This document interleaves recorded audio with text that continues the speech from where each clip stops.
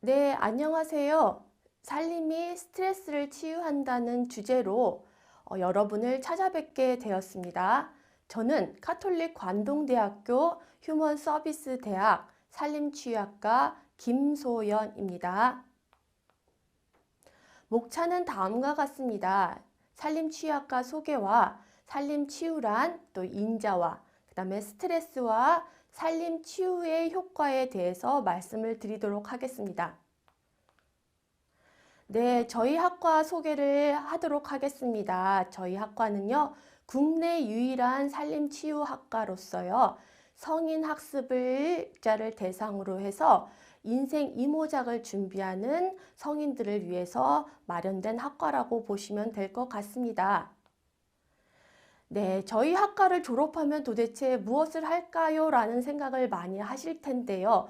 내가 이 나이에 어떤 것을 할 수 있을까라고 생각을 하시는 분들이 많을 겁니다. 하지만 저희 학과를 졸업하게 되면 산림치유 지도사 1급이라든지 2급을 공부할 수가 있고요. 거기에 맞는 자격증을 공부를 할 수가 있는 자격이 주어집니다.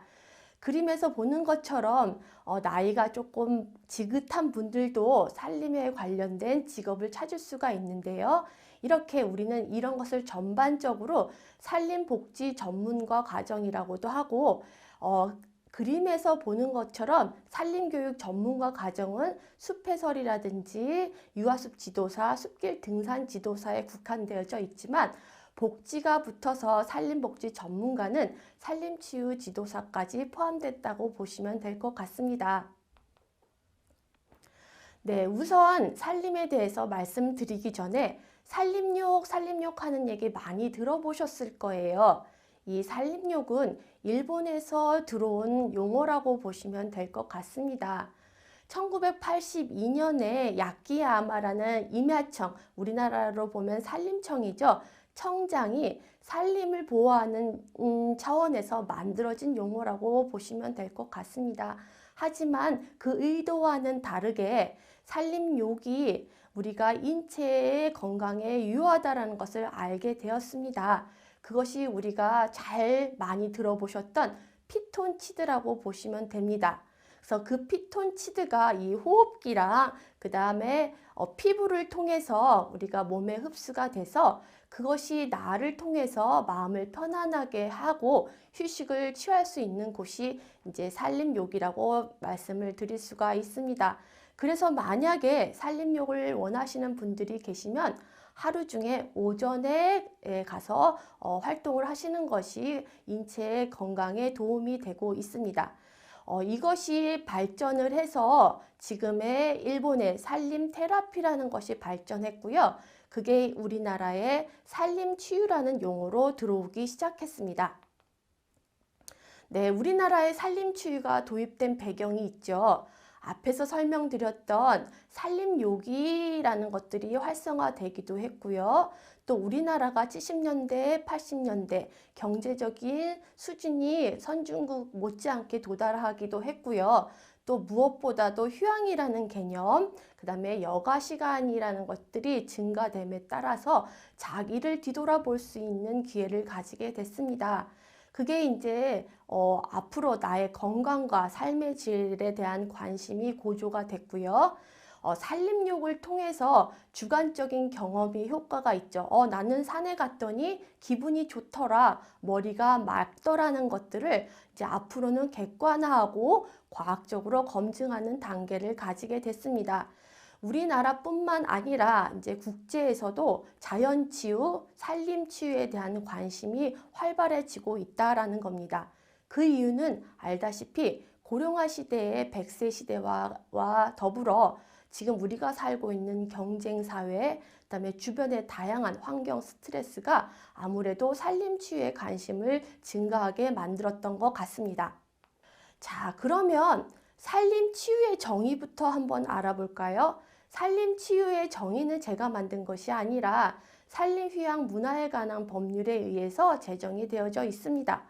거기에 보면 산림치유란 숲이라는 환경에서 우리가 음이온이라든지 온도, 그 다음에 소리, 이 경관, 햇빛이라는 살림의 그 인자들을 가지고 인체의 반응을 일으키는 것을 말합니다. 그래서 스트레스를 감소하거나 건강을 증진하거나 면역력을 증가하는 데 도움을 주고 있습니다. 그래서 앞에서 제목처럼 살림이 스트레스를 치유한다라고 말을 하고 있는 그 단어 자체가 살림 치유라고 보시면 될 것 같습니다. 자, 그러면 살림 치유의 대상자는 도대체 누가 될까요? 살림 치유의 대상자는 우리나라에 살고 있는 모든 국민에 해당이 됩니다. 물론 그림에 보시는 것처럼 의사나 한의사가 환자를 대상으로 의료행위를 할 수도 있지만 아직까지 우리나라의 범위 내에서는 크게 활성화되고 있지는 않습니다. 앞에서 제가 설명을 드린 것처럼 숲 해설가라든지 산림치유 지도사가 이런 체험을 통해서 또 건강 증진 목적을 통해서 다양한 산림 속에서 활동을 하고 있습니다. 자, 그뿐만 아니라 우리 유아원생, 그 다음에 청소년을 대상으로 할 수 있는 프로그램, 그 다음에 중장년층을 위한 프로그램 등 다양하게 있습니다. 그럼 이런 프로그램을 누가 진행을 하느냐, 개발하느냐가 궁금하시죠? 그것이 바로 산림치유지도사가 하는 일이라고 보시면 됩니다. 예를 들어서 청소년이라든지 직장인들 같은 경우는 아무래도 실내에서 앉아있는 일들이 많이 있을 겁니다. 그분들은 분명히 신체 활동이 부족할 터이고 그래서 신체 자극을 할 수 있는 숲 체조를 중심으로 프로그램을 진행하면 좋을 것 같고요. 그 다음에 감정 노동자라든지 서비스업에 종사하는 분들은 아무래도 스트레스가 심할 거라서 그분들은 숲속에서 명상이라든지 이런 것을 통해서 우울이라든지 그 다음에 스트레스를 감수할 수 있는 프로그램을 받으면 될 것 같습니다. 자, 앞에서 제가 산림치유 인자에 대해서 말씀을 드렸을 겁니다. 그 인자는 다양한 효과가 있습니다. 그림에서 보는 것처럼 경관과 햇빛과 음이온 이 밖에 여러 가지가 있는데요. 경관이라는 건 말 그대로 녹색으로 제가 보여지는 것들을 말하고 있죠. 우리가 알고 있는 숲이라든지 산림, 도시숲이 여기에 해당이 되는데 사람을 대상으로 조사를 한번 해보았더니 숲의 그 자체도 좋지만 숲과 물이 같이 공존하고 있는 곳이 더 사람들을 좋아하는 곳이라고 조사 결과에 나왔습니다. 그래서 알파파라는 뇌파가 증진이 돼서 나를 릴렉스해 주는 작용을 하고 있고요. 햇빛과 음이온은 제가 뒤에서 자세하게 설명을 드리도록 하겠습니다. 자, 인자 중에 첫 번째 햇빛입니다. 햇빛이 좋다라는 거 여러분들이 잘 아실 거예요. 햇빛은 모든 생명체의 근원이 되는 에너지원이기도 하고요. 우리는 햇빛을 이용해서 예전부터 질병 예방이라든지 치료의 목적으로 사용이 되고 있습니다. 특히 햇빛을 통해서 우리는 비타민 D 흡수를 하고 있는데요. 그 비타민 D 흡수를 통해서 뼈를 튼튼하게 하기도 합니다. 그래서 아무리 많은 음식을 먹어도 햇빛 15분, 20분 쬐는 것보다 효과가 없다라는 것을 알고 있으면 될 것 같습니다. 그래서 우리가 숲을 찾아간다라고 하면 아침이라든지 늦은 오후 시간에 가면 많은 도움이 될 것이라고 생각을 하고 있습니다. 자, 숲의 햇빛이 왜 좋을까요? 햇빛은 앞에서 제가 설명을 드렸듯이 다 좋은 인자이기는 해요. 하지만 직접 햇빛과 간접 햇빛으로 구분을 할 수가 있습니다. 직접 햇빛이라는 것은요, 말 그대로 우리가 운동장이나 아스팔트에서 아무 그 필터링 없이 받아들이는 햇빛을 직접 햇빛이라고 생각을 하면 됩니다. 그것이 아무리 좋다 한들 많이 쬐면 검버섯이 생기고 피부가 노화 현상이 오고 더 나아가서는 피부암을 유발하기도 합니다. 하지만 간접 햇빛이라고 하는 것은 우리가 알고 있는 숲속의 햇빛입니다. 그 비타민 D가 활성화된다라는 거 앞에서 설명을 한 것처럼 그런 것들이 나중에 세라토닌이라는 호르몬을 분비하게 해줍니다. 이 세라토닌이라는 것은 알다시피 나중에 행복 호르몬이라고도 많이 들어보셨을 거예요. 그런 작용을 하고 추후에 밤에 잠을 잘 잘 수 있는 멜라토닌을 형성하는 데 도움을 주는 것이라고 보시면 됩니다. 특히 우울증 예방에도 많은 도움이 되고 있고요. 비타민 D 합성에도 도움을 주고 있고, 어쨌든 우리가 숲이라는 곳에 가게 되면 이 간접 햇빛이 직접 햇빛보다 더 좋다. 그 환경이 어디냐? 숲속이라고 말씀을 드릴 수가 있습니다. 자, 두 번째 음이온입니다. 음이온은 어디에 가장 많냐면 당연히 물가에 많이 있습니다. 대체적으로 사람의 몸은 원래 중성으로 되어져 있어요. 하지만 이렇게 도시 생활을 많이 한다든지 컴퓨터를 많이 본다든지 내 주변에 가전제품이 많이 있으면 양이온이 발생을 많이 하게 됩니다. 물론 찰나이기는 하지만요. 이 음이온이 많으면 많을수록 내 몸은 개운해지고 가벼운 느낌이 들 것입니다. 그런 것들이 면역력을 강화시키고요. 또 나를 통해서 세포의 활성화를 도움을 주기도 합니다. 제가 직접 숲에서 음이온을 재봤는데요. 숲속에서 기본 1000에서 2200까지도 나오고요. 장마철이라고 아시죠? 그때 숲속에 가면 저는 3500까지 수치를 재본 적이 있습니다. 도시는 30보다 떨어질 때도 있고 보통 30에서 150 정도라고 보시면 됩니다. 자, 그림 보이시죠? 이 그림 제가 직접 찍은 사진인데요. 어떻습니까? 녹색이 푸르르고요. 또 물에 투영된 그 녹색의 그림자도 예쁘죠? 우리는 이런 것을 녹색이라고 하고 이런 것을 보는 것을 우리가 녹시율이라고 하는데요. 자, 이 그림 한번 보시죠. 기분이 어떤가요? 좋죠? 자, 다음 그림은 어떻죠? 이 그림도 사실은 제가 찍은 사진인데요. 계절만 달리하고 같은 지점에서 사진을 찍었습니다. 앞에서 녹색을 볼 때도요, 어땠습니까? 기분이 좋았죠? 하지만 가을에 봤었을 때 느낌은 더 어땠나요? 화려하기도 하고, 그 다음에 더 마음이 안정적이기도 하고, 또 녹색과 또 초록과 주황색, 여러 가지 자연의 색이 혼합이 돼서 저를 기분 좋게 만들지 않나요? 이것이 우리가 말하는 경관이라고 말할 수가 있습니다. 우리는 경관을 통해서 우리의 느낌이라든지 감정이 이완되는 것을 알 수가 있습니다. 예를 들어서 예전에 미국에서 사람을 상대로 실험한 결과입니다. 우리가 알고 있는 택배 기사 운송업체 사원을 대상으로 실험을 했습니다. 검은색 포장 용지를 통해서 운반을 하도록 했는데 그 결과 평소 때보다 피로감이라든지 금방 지쳤다라는 것을 알 수가 있었어요. 그래서 실험을 다음에는 초록색 박스에 싸서 나르도록 했다고 합니다.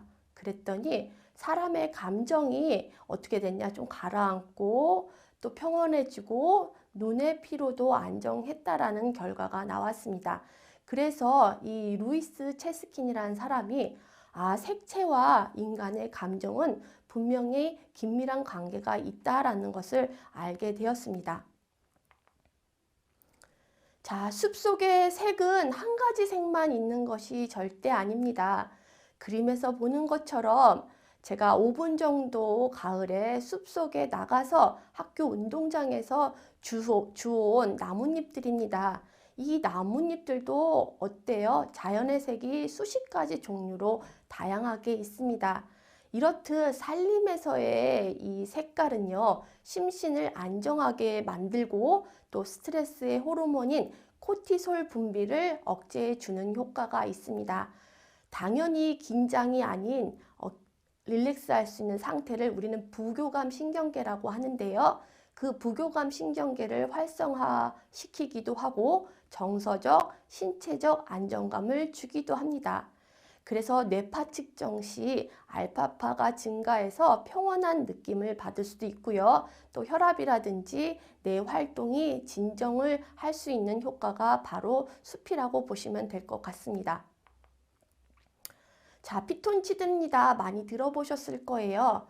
우리 숲속에 나무라든지 흙이라든지 잎이라든지 꽃에서 나는 모든 것들을 우리는 피톤치드 향이라고 할 수가 있습니다. 대부분이 휘발성 유기혼합 물질이고요. 우리는 이 후각을 통해서 또 피부 접촉을 통해서 피톤치드를 몸에 흡수를 하게 됩니다. 이것을 통해서 몸이 이완이 되고요. 긴장을 완화시키고 당연히 그렇기 때문에 스트레스가 해소가 됩니다. 피톤치드는 기본적으로 향균, 방충, 탈취, 또 그 향을 맡았을 때 심신의 쾌적함을 느낄 수가 있습니다. 그래서 한동안 편백나무 숲이 좋다라고 해서 우리 이 전라도 장성에 가면은 편백나무 숲이 있습니다. 그래서 암 환자들이 릴렉스 하거나 치유를 위해서 그 편백나무 숲에서 생활을 했다라는 얘기도 있습니다. 자, 다음은 소리 인자입니다. 우리 소리 숲속에 가면 들리는 소리가 뭐가 있죠? 새소리, 벌레소리, 물소리, 낙엽소리 이런 것들이 있습니다. 그런 소리를 듣고 있으면 우리 기분이 어떤가요? 마음이 차분해지죠. 그것을 뇌파로 측정을 하게 되면 알파파가 증가한다라고 말씀을 드릴 수가 있습니다. 그래서 우리는 이것들을 이제 백색 소음이라고도 말을 하고요. 또 F분의 1 자연의 소리라고도 합니다. 어쨌든 이런 바람의 소리라든지 새소리, 벌레 소리는요. 나로 하여금 청각에 자극을 주게 되고 나를 집중력을 향상을 시켜주는 역할을 합니다. 그래서 우리 학생들이 공부를 할 때 옆에다가 이런 백색 소음을 틀고 공부를 하는 이유가 바로 여기에 이유가 있다라고 보시면 될 것 같습니다.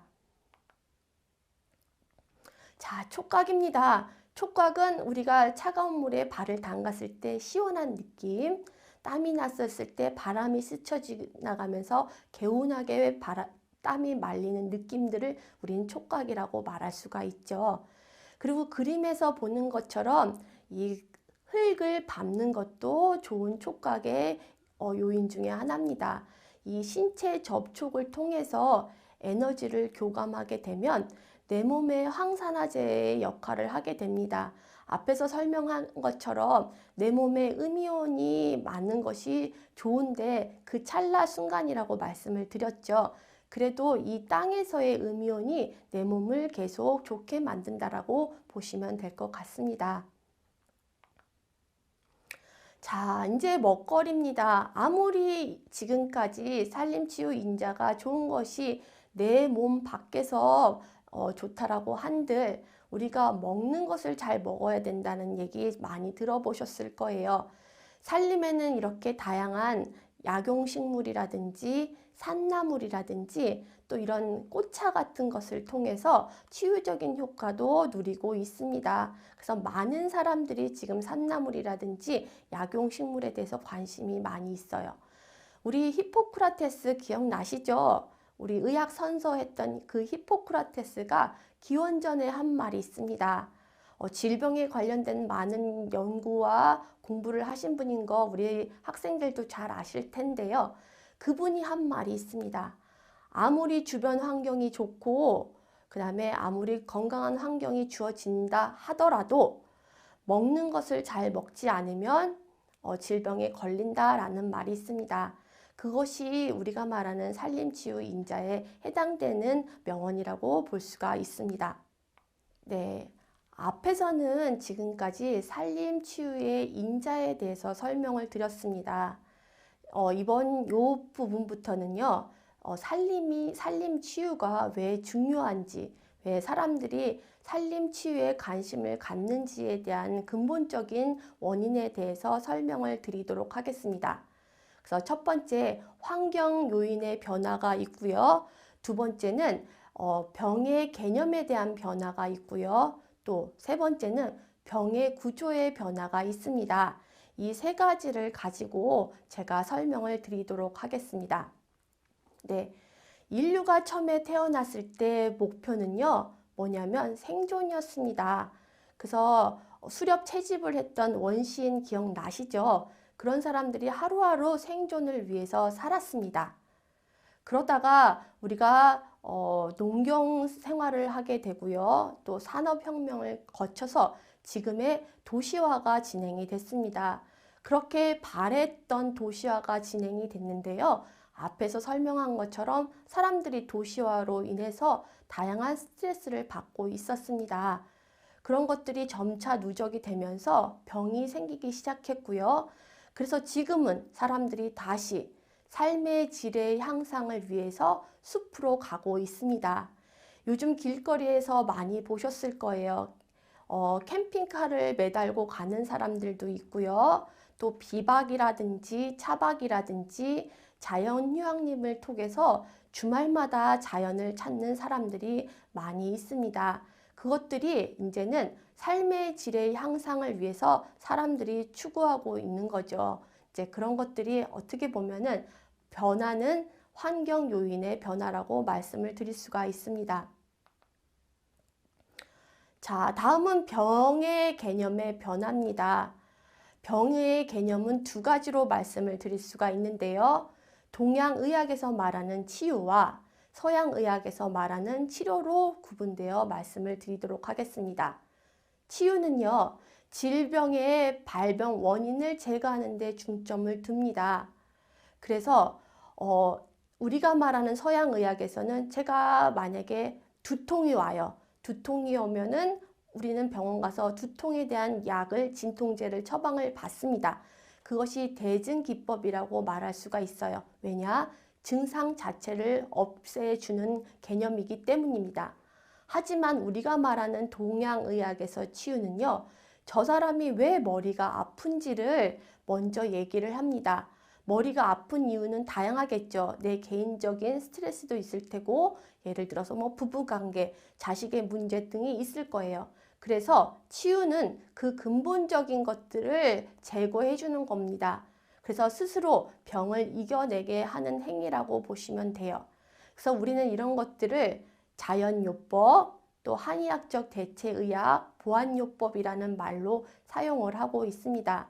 그래서 알다시피 산림이라는 곳은 이렇게 여러 가지의 환경 인자 요소를 가지고 있기 때문에 신체적, 정신적 건강을 증진시키는 좋은 장소라고 볼 수가 있습니다. 그래서 깨어진 심신의 균형을 바로 잡거나 병에 걸리지 않게 하기에 좋은 장소가 바로 산림이라고 보시면 됩니다. 또 우리가 말하는 치유는 개인의 차이를 인정하고 있습니다. 반면에 서양의학이라고 하는 치료의 개념은 대증기법이라는 말씀을 드렸죠. 그리고 우리가 알고 있는 내과, 외과, 성형외과 이런 것들, 왜 내 삶의 질을 개선하기 위해서 받기도 하죠. 이런 것들. 하지만 예전에는 서양의학에서는 치유를 등한시했어요. 하지만 요즘의 서양의학에서는 산림을 통해서 구체화되거나 확인된 근거 중심의 그런 과학적인 데이터가 있다라고 하면 어떻게 한다? 치료에 도움이 될 수 있는 것들로 같이 활용을 하고 있습니다. 그래서 현재 많은 연구는 의사들이 진행하는 연구들도 저희랑 많은 진행을 하고 있습니다. 또한 서양의학에서는 알다시피 객관성이 있어야 되고 재현성이 있어야 되고 보편성이 있어야 됩니다. 아스피린 하나를 먹어도 나도 그 아스피린을 먹었을 때 두통이 없어져야 되고요. 아프리카 또 미국 모든 사람들이 그 약을 먹었을 때 효과가 동일해야 된다라는 것들이 여기에 해당이 됩니다. 그리고 아무래도 서양의학은 우리가 백신을 맞아봐서 알 거예요. 개인차를 인정하기보다는 전체적인 통계학적 접근이라든지 평균값을 중시하고 있다라고 보시면 됩니다. 하지만 우리가 살고 있는 제 주변 사람들 중에서 모든 사람들이 아프지 않는 정상인과 아픈 사람의 질환자 이렇게 두 부분으로 구별되지는 않아요. 우리가 이런 사람들을 반병인이라고 하는데 스트레스를 많이 받고 있어서 심신의 균형이 깨진 상태, 좀 면역력이 저하된 상태의 사람들을 반병인이라고 합니다. 이런 상태의 사람들 병원에 간다고 한들 어떤 치료가 있지는 않습니다. 대부분이 스트레스인 것 같습니다 라는 말을 할 뿐이죠. 하지만 이런 사람들을 만약에 산림이라는 곳에 보내서 질병 예방이라든지 건강 증진의 차원으로 산림이 이용된다라고 하면 아마 서양 의학에서는 보완으로 필요한 곳이 아마 산림이라고 말씀을 드릴 수가 있습니다. 다음은 마지막으로 병의 구조의 변화입니다. 알다시피 우리는 예전에 우리가 17세기, 18세기를 거슬러 올라가 보면은요, 환경이 더러워서 그래서 결핵이라든지 아니면 물에 대한 오염으로 콜레라든지 이런 질병들, 우리가 말하는 전염병들이 많이 나와서 그것을 통해서 많은 사람들이 죽어갔습니다. 또한 유아 사망률이 높았어요. 왜냐하면 먹고 살기 힘들고 주변 환경이 깨끗하지 못했기 때문에 발병을 했던 원인이라고 보면 되는데, 현재 우리가 살고 있는 지금은 이렇게 환경이 더러워서 콜레라가 걸리나요? 그렇지는 않습니다. 하지만 지금의 우리는 이러한 전염병이 걸리지는 않지만 우리는 이렇게 새로운 질병에 노출이 되어져 있습니다. 그런 것들은 생활 습관이라든지 생활 환경으로부터 오는 그런 질병들을 말을 하고 있습니다. 이런 것들을 우리가 암, 뇌졸중, 심근경색이라고 말하고 앞에서 설명드렸던 스트레스도 원인이기도 합니다. 또한 요즘 문제가 되고 있는 이런 우울증 같은 것들도 우리가 알고 있는 새롭게 등장한 질병이라고 보시면 됩니다. 이런 질병들은 앞에서 말한 것처럼 하루아침에 약을 하나를 먹어서 완치가 되지는 않습니다. 왜냐? 장기화가 되기도 하고요. 또 완치에 어려움이 있기도 합니다. 또 이것들의 근본이 되는 것들을 우리가 만성질환이라고 말씀을 드릴 수가 있습니다. 그 만성질환의 근원도 똑같습니다. 예전에는 먹고 살기 힘들어서 칼로리가 되게 부족했던 사회에 우리가 몸을 육체를 많이 움직였다라고 하면 지금은 먹고 살기 좋은 환경에 처해져 있고 그로 인해서 칼로리 섭취가 너무 많아졌다라는 것을 그 이유로 들 수가 있습니다. 그 이유로 인해서 비만이라든지 아니면 우리가 말하는 당뇨병, 고혈압 이런 것들에 의해서 다양한 질병이 발생이 되는데, 말 그대로 만성질환이라는 병은 앞에서 설명한 것처럼 하루아침에 이루어지는 것이 아니라 수십 년 동안 생활 습관을 통해서 형성이 되었다라고 보시면 됩니다. 그 만성질환이 누적이 돼서 지금의 암이라든지 뇌졸중, 심근경색의 병의 원인이 된다라고 보시면 될 것 같습니다. 지금까지 제가 산림치유의 인자와 산림치유의 개념에 대해서 설명을 드렸습니다. 이상 마치도록 하겠습니다.